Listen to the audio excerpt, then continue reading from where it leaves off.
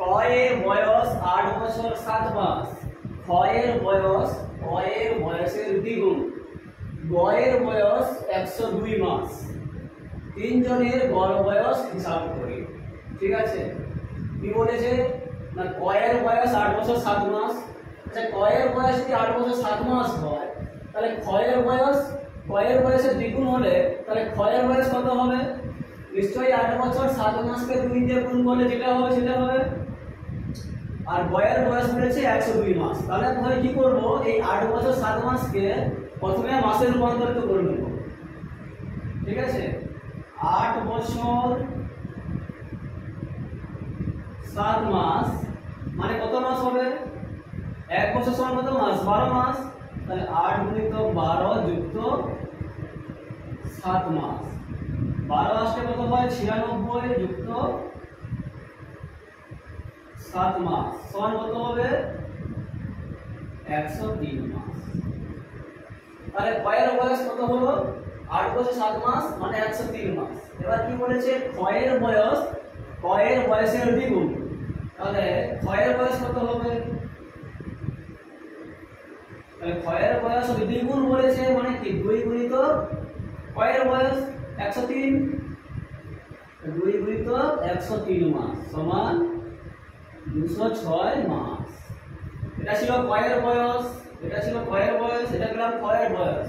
এবার কি বলেছে না গয়ের বয়স 102 মাস। তাহলে গয়ের বয়স 102 মাস। এবার কি বলেছে? তিনজনের গড় বয়স হিসাব করি। তিনজনের গড় বয়স কি হিসাব করব? তিনজনের মোট বয়স কে আমরা 3 দিয়ে ভাগ করব। আর তিনজনের মোট বয়স কত হবে?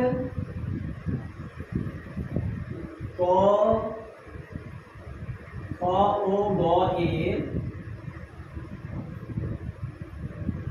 মোট বয়স সমান কয়ের বয়স কত ছিল? 103, ক্ষয়ের বয়স কত? 206, গয়ের বয়স কত? 102 মাস।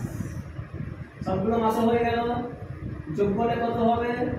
6 2 8 3 11 1 হাতে হলো 1 0 0 0 1 2 1 3 1 4 411 মাস। এবার কি বলেছে? তিনজনের গড় বয়স হিসাব করি। তাহলে তিনজনের গড় বয়স কত হবে? মোট বয়সকে 3 দিয়ে ভাগ।